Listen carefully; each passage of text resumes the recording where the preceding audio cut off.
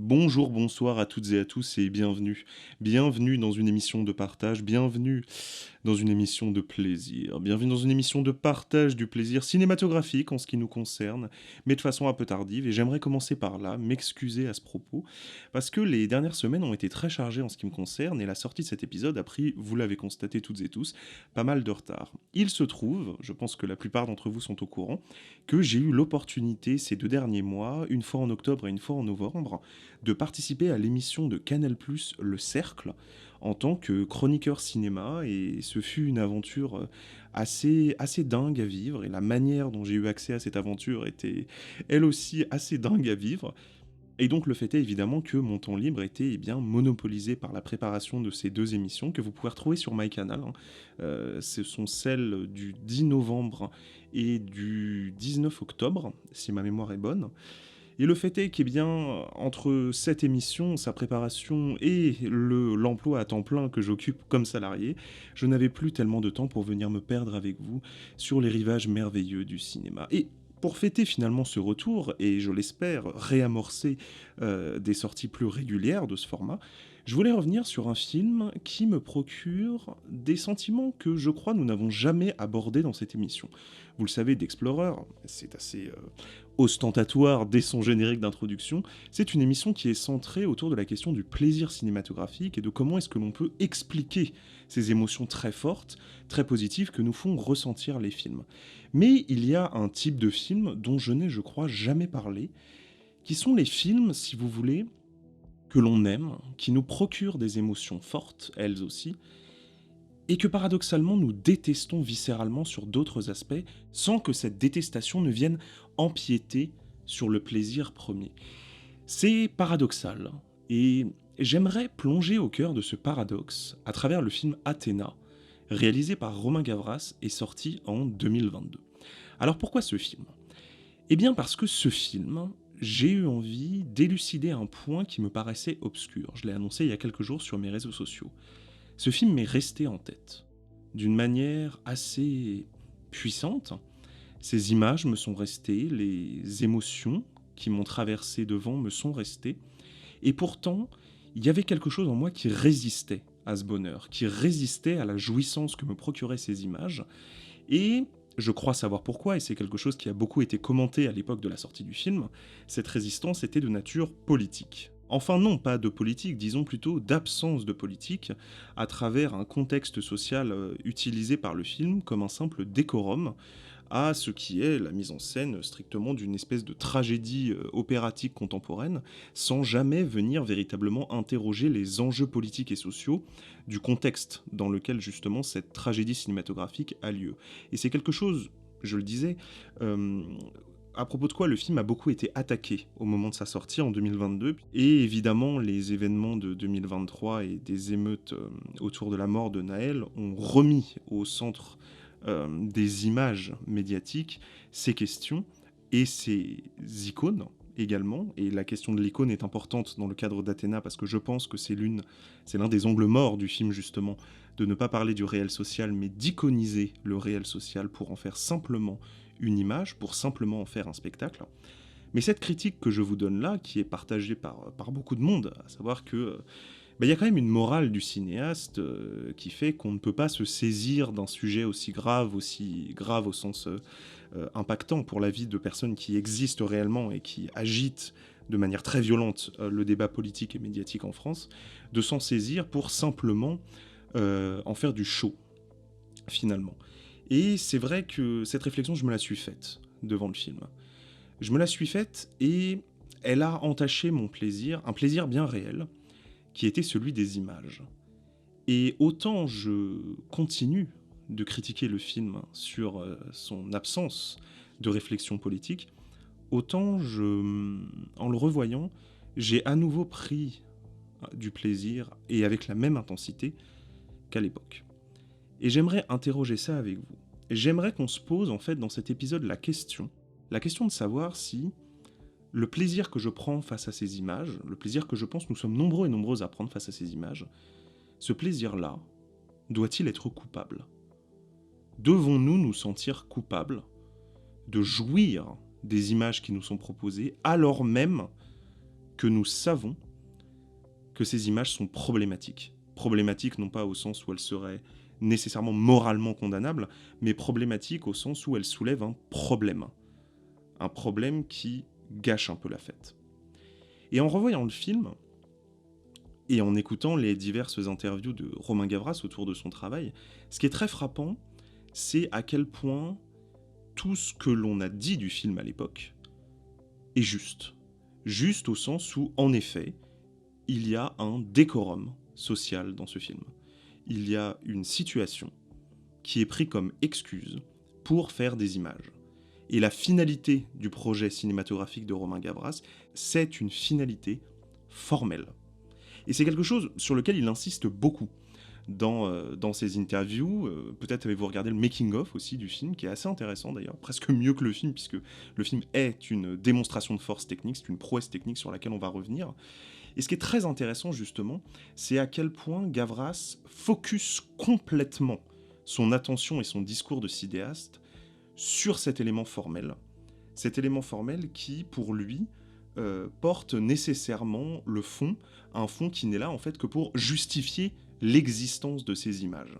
La forme précédant donc le fond.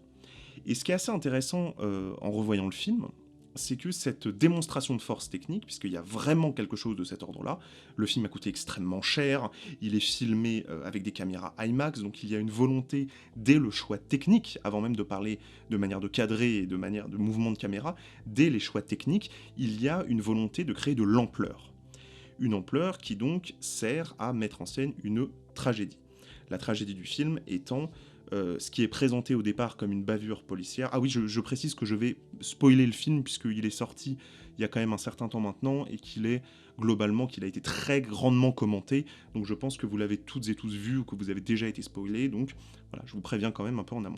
Donc il y a dans un premier temps, je le disais au début du film, la mort d'un jeune enfant prétendument molesté par des policiers, tué par des policiers, dont il s'avéra qu'en fait il s'agissait de membres d'un groupuscule d'extrême droite déguisés en policiers qui ont commis ce meurtre pour déclencher une guerre, en fait, une guerre, une sorte de guerre civile, une sorte de fantasme d'éditorialiste de plateau télé.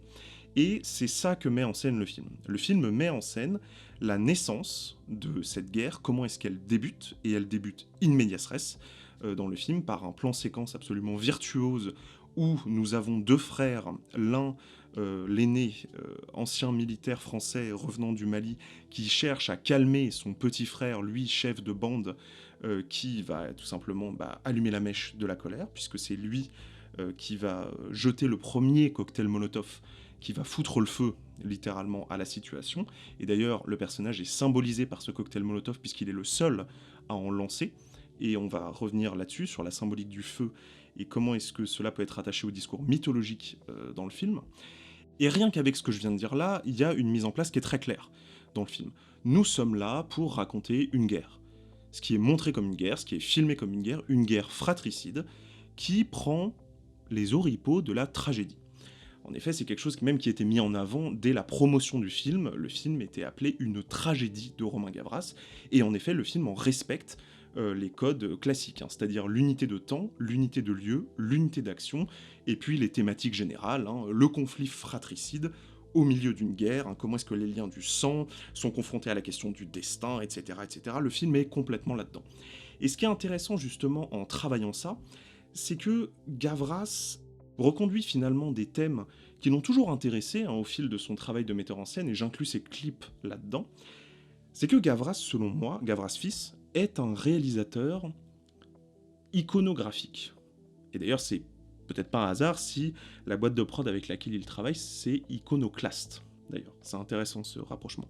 Iconographique, qu'est-ce que ça veut dire? C'est-à-dire que Gavras, lorsqu'il fait un film, ce qui l'intéresse, ce sont les images qu'il va produire.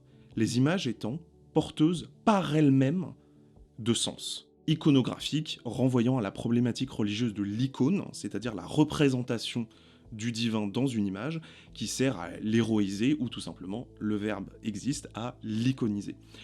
Et pour moi, il y a dans cette recherche, dans cette question, y compris dans le fait de filmer des figures mythologiques, qui sont très présentes, les statues sont extrêmement présentes dans les clips de Gavras, etc. Il y a une manière, selon moi, de venir questionner la question du mythologique dans le contemporain. Et c'est vraiment intéressant quand on regarde uniquement la forme en fait, du travail de Gavras, à quel point ces personnages sont filmés comme des héros mythologiques, comme des personnages de grands récits, ou qui se vivent comme les acteurs de grands récits, parfois de manière un peu ironique, comme c'est le cas dans son film précédent Le Monde est à toi, où justement il y avait une manière un petit peu de tourner en dérision ce personnage qui avait des rêves complètement ubuesques de grandeur, et pourtant la caméra iconisait son parcours et en faisait une sorte de héros contemporain dans l'image, un petit peu comme on filmerait, vous savez, de manière en mettant en avant la grandeur par exemple, quelque chose qu'on retrouve beaucoup dans les clips de rappeurs, par exemple. Cette manière d'iconiser des figures, d'en faire des personnages forts, puissants, maîtres de leur destin, et donc maîtres de l'image. Et ce qui est intéressant, c'est que donc, là, Gavras va faire une tragédie, ce qu'il ne faisait pas précédemment. On pourrait en discuter à propos de Notre jour viendra, mais je passe un petit peu, puisque c'est un film assez particulier, y compris formellement, qui est très intéressant d'ailleurs, mais qui est un peu plus à part, je trouve, dans sa filmographie. Là, ce qui est intéressant, c'est donc que c'est une tragédie, donc que ça va mal se terminer. Donc que ces héros ne peuvent pas être iconisés véritablement comme l'étaient par exemple les personnages victorieux du Monde est à toi ou de ses clips, notamment du clip Stress de Justice, où les personnages qui tabassent tout le monde, je sais pas si vous vous souvenez de ce clip, où les personnages ont des bombers floqués de la croix du groupe, qui est le symbole du groupe Justice, et qu'ils défoncent tout, qu'ils sont les maîtres en fait du monde, de l'environnement, du cadre, et qu'ils exercent leur violence en toute impunité sur l'intégralité des êtres qui les entourent. Là, ce n'est pas possible, et ce n'est pas possible pourquoi ? Parce que nous sommes dans une tragédie, et que donc l'héroïsation de ces personnages va se heurter au fatum. Le fatum étant, dans la tragédie classique, la notion de destin qui gouverne systématiquement le sort des personnages et qui les condamne tous à la mort parce que leur combat est jugé comme étant vain. Et ça, c'est très important, notamment selon moi pour comprendre les ambiguïtés politiques du film. C'est que Romain Gavras, clairement, veut faire une tragédie au sens, j'allais presque dire au sens noble du terme, au sens pur, c'est-à-dire qu'il fait un film de genre. Il ne fait pas un film social. Il veut coller à des balises de représentation de ce qu'est la tragédie dans l'imaginaire collectif. Et pour ça, évidemment, il fait appel à la mythologie grecque. Mais avec le titre, évidemment, Athéna, etc., déesse de la guerre, mais aussi de la stratégie guerrière et de la sagesse, et l'on reviendra sur cette dimension. Et il va, si vous voulez, développer dans sa mise en scène un ensemble de signes qui vont renvoyer à cet imaginaire-là. Je commence par la question du feu. J'avais dit que le jeune frère, à l'origine des premières émeutes qui vont conduire aux affrontements, tenait un cocktail Molotov. Et il va en tenir plusieurs au cours du film, et va finir d'ailleurs brûlé par son propre cocktail Molotov. Le cocktail Molotov est un symbole très intéressant dans un film qui s'appelle Athéna, dont ce jeune homme est très clairement le chef de guerre, puisque c'est lui qui mène à la lutte les autres jeunes. Et il se trouve bien que la flamme, la torche, est un symbole de la déesse Athéna. En effet, lors des Jeux Olympiques à l'époque antique, on courait armé de flambeaux et de torches en hommage à la déesse. Donc, vous voyez, on a quelque chose qui vient évoquer ça, et ce qui est intéressant évidemment, c'est que cette torche finit par consumer le personnage. Pourquoi ? Parce que, il prétend agir au nom de la sagesse, au nom de la justice, il est dans la loi du talion du dent pour dent, et en fin de compte, il agit au nom de sa propre colère, et cette colère va le consommer, la colère étant l'apanage non pas de la déesse Athéna, mais du dieu Arès, qui lui est le dieu de la colère et le dieu de la guerre. Je ne crois pas dire de bêtises en disant qu'il est le dieu de la colère, mais le dieu de la guerre, en tout cas, c'est sûr à 100%, de la guerre au sens violent du terme. Il y a d'autres éléments, évidemment, que l'on peut soulever. Je parlais de cette question du destin. C'est très intéressant de voir comment est-ce que ça existe à l'intérieur de la mise en scène. Le film passe son temps, si vous voulez, à passer de l'individuel au collectif, dans ces mouvements de caméra, qui sont pour la plupart du temps des plans séquences.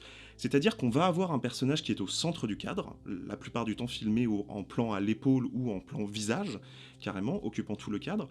Et petit à petit, la caméra va montrer que ce personnage est en fait au milieu d'une foule anonyme, qu'il s'agisse d'une foule de CRS ou d'une foule de jeunes, et la caméra va s'éloigner du personnage pour montrer que justement il est perdu au milieu d'autres personnages qui, eux, ne suivent pas forcément les mêmes destins que lui, et puis cette caméra, elle va souvent revenir vers un autre personnage pour l'individualiser à son tour.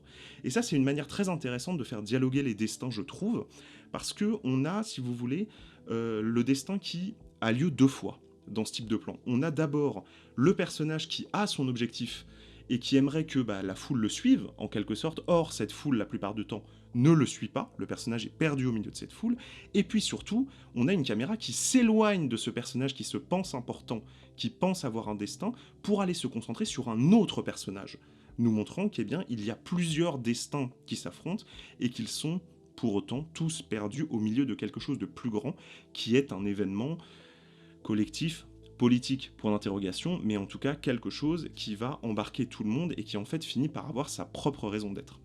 Et donc avec ces éléments-là, pour moi, on est très clairement dans ce qui est du code un peu signifiant de ce qu'est la tragédie. Mais ce qui est intéressant, c'est la couche qu'ajoute Gavras dessus. C'est-à-dire que Gavras ne se contente pas de filmer une tragédie, Gavras fait un opéra tragique. C'est-à-dire qu'il a une mise en scène, si vous voulez, qui n'est pas subtile du tout, et je ne lui reproche pas, on en revient à son idée d'iconisation, dont je parlais un peu avant, c'est un style, qui parfois une belle image se suffit à elle-même, et je respecte ça. Et il va mettre en place, si vous voulez, un ensemble d'éléments purement de mise en scène qui nous font vibrer d'une certaine manière, en tant que spectateur, c'est-à-dire qu'il y a une recherche du grandiose. Ce n'est pas seulement la tragédie au sens intime, douloureux et violent pour les personnages, la tragédie doit être un spectacle. Et c'est là où on en vient à l'opératique. Comment est-ce que ça commence ? Déjà, parlons de la musique. On a déjà un peu évoqué la technique qui a une très grande ampleur. Parlons de la musique composée par le groupe Generation, musique que personnellement je trouve extraordinaire. Voilà, ça c'est mon avis strictement personnel. La musique correspondant en tout point à ce que j'aime dans la musique, à savoir l'électro, des relents électroniques, et une dimension sacrée, avec les chœurs, etc., certains types de mélodies, qui sont des musiques que personnellement j'aime énormément, donc je suis, si vous voulez, le client parfait de la BO de ce film, que je réécoute très très souvent dans plein de contextes. Vraiment, j'adore cette BO. Mais ce qui est intéressant, c'est la manière évidemment dont elle charge les images, et surtout, donc nous avons l'ambiance sonore, nous avons le point de vue, nous avons parlé de la caméra et de la musique, mais il y a également la scène, puisque s'il s'agit d'une tragédie opératique, il y a une scène. Et scène, dans ce film, puisqu'il y a une unité de décor, et qu'il y a l'esplanade de cette cité, filmée d'une manière extrêmement consciente par Romain Gavras, qui, dans un premier temps, au début du film, commence par la vider, c'est-à-dire qu'il y a des gens qui se baladent ici et là, et qui vont partir pour laisser la place à l'action, pour que l'action puisse s'y dérouler, et surtout, les jeunes se préparant à l'affrontement avec les CRS, ces jeunes vont monter des barricades, c'est-à-dire que, très concrètement, ils vont construire le décor du film dans lequel l'action va avoir lieu. Une fois que ces éléments-là sont en place, on est face à un pur spectacle. Un pur spectacle qui nous envoie des signaux.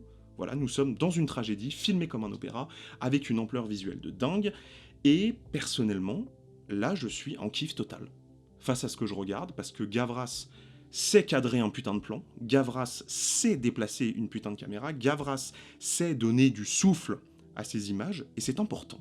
Moi, je suis désolé, c'est important aussi qu'un plan nous fasse vibrer, qu'on sente une espèce de déflagration dans l'image, et c'est un bonheur en soi. Il y a une pulsion qui a lieu, qui me plaît, qui me fait jouir, voilà, en tant que spectateur, à ce moment-là.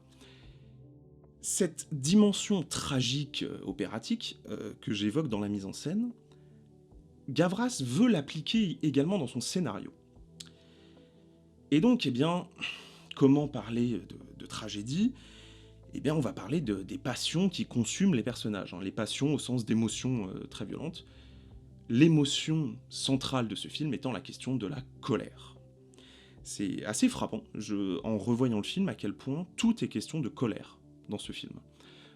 Les personnages sont évidemment en colère en permanence, et pour cause, on a assassiné leur petit frère, donc c'est une raison, je trouve, plutôt légitime d'être en colère.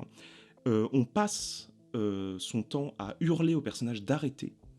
Arrête, je t'en supplie, arrête, etc. Calme-toi. Donc il y a une façon de montrer que la colère motive toutes les actions des personnages, mais surtout que, eh bien, ces actions étant iconisées par la caméra, on revient à l'opératique, eh bien, c'est une façon de nous dire que, une fois que la colère est là, que Athéna a été trahie, et que c'est maintenant Arès qui contrôle l'environnement, eh bien, la colère détruit tout.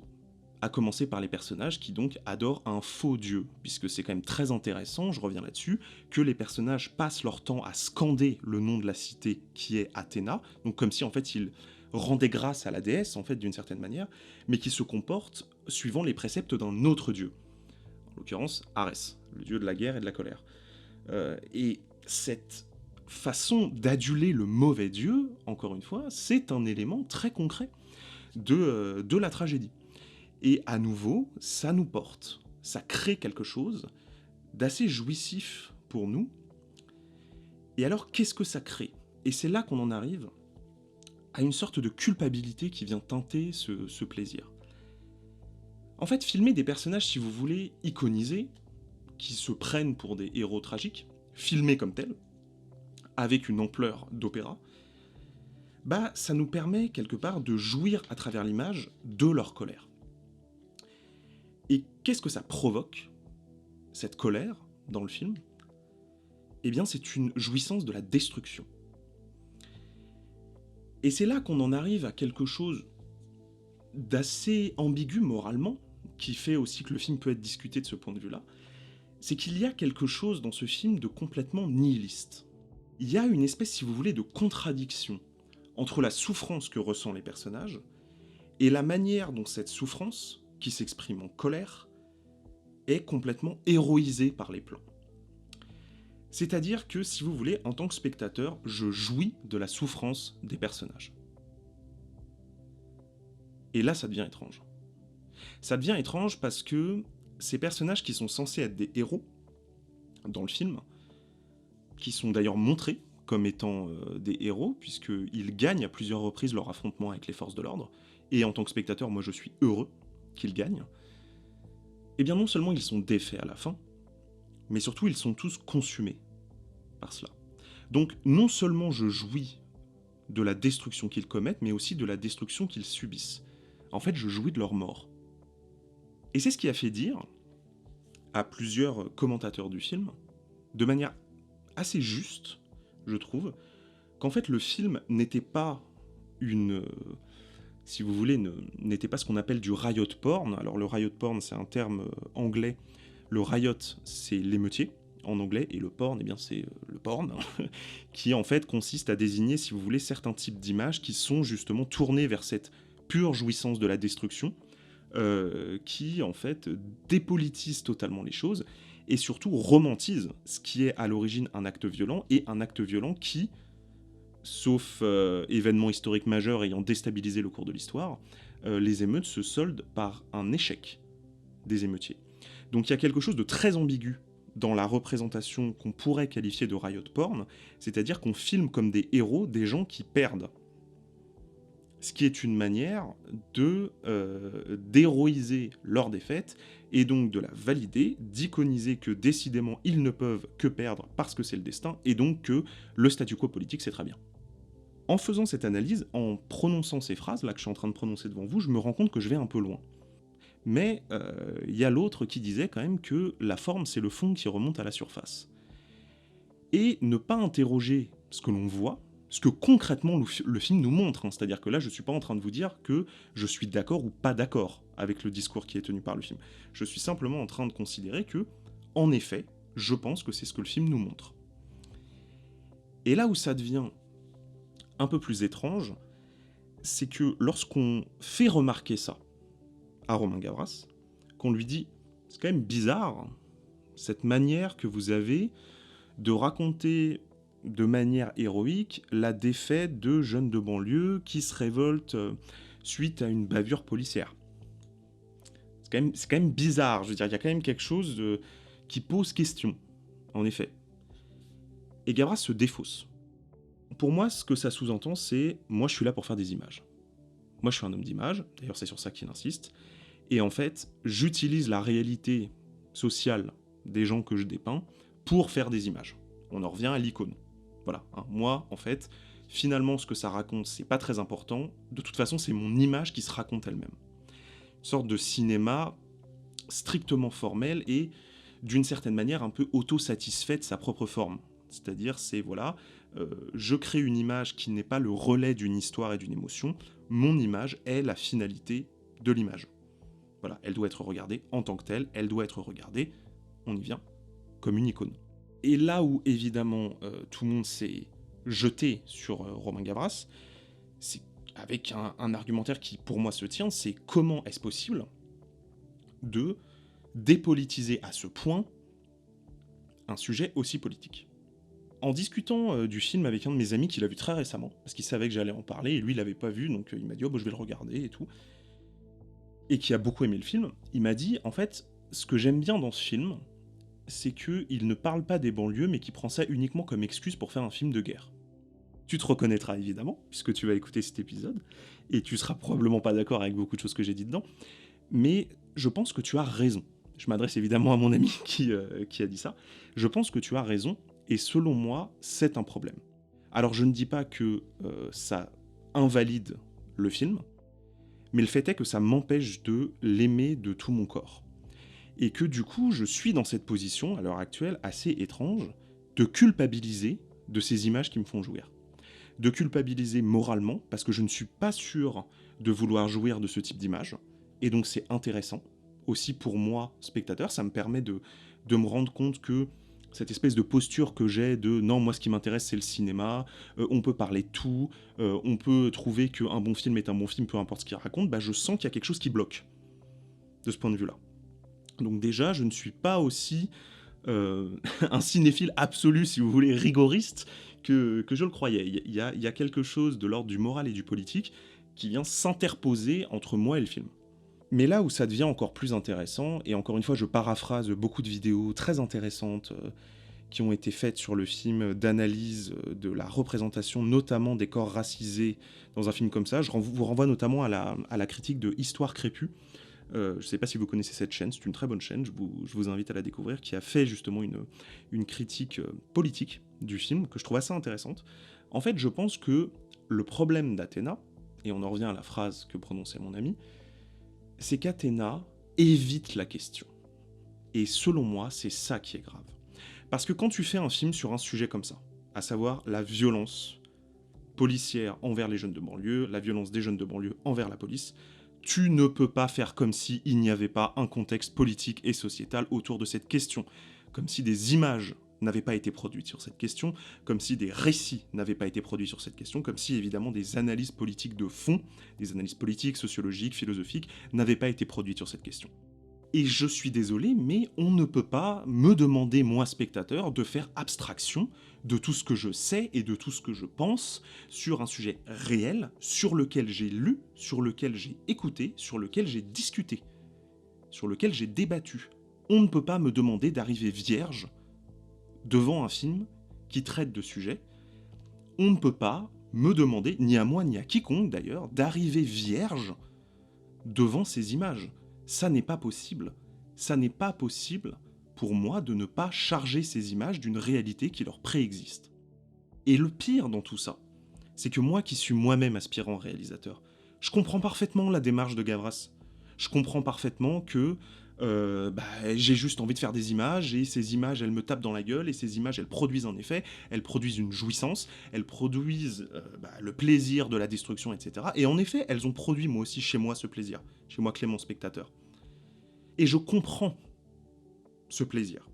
Je le comprends parce qu'il est primaire, parce qu'il est presque infantile en fait d'une certaine manière, hein, purement jouir d'une émotion et des images indépendamment du discours du film, indépendamment de n'importe quel discours d'ailleurs. Je comprends ça. Mais ces discours-là, ces analyses-là, ces positionnements politiques vis-à-vis de cette question, ils existent. Ils existent, et autant je comprends que ce ne soit pas le sujet, autant que ça n'irrigue pas au moins un peu le film, ça en fait une création hors sol. Et finalement, ce sur quoi j'ai envie de conclure, c'est, plutôt que de répondre à la question qu'on posait en début d'épisode, c'est d'en poser une autre. à laquelle j'ai pas forcément la réponse d'ailleurs, parce qu'elle est plus complexe que la question précédente. C'est est-il possible de naïvement faire un film? Est-ce qu'il est possible de naïvement regarder un film? Est-ce qu'il est possible d'oublier ce que l'on sait, d'oublier ce que l'on pense, pour la simple jouissance d'une image de cinéma? Et j'aime le cinéma de manière très très intense. Je veux dire, vous vous en doutez, ça fait quand même 10 ans que j'en parle sur ma chaîne, que je consacre du temps à ça, donc vous vous doutez bien que ça m'impacte un peu. Voilà, ça agite 2-3 trucs en moi.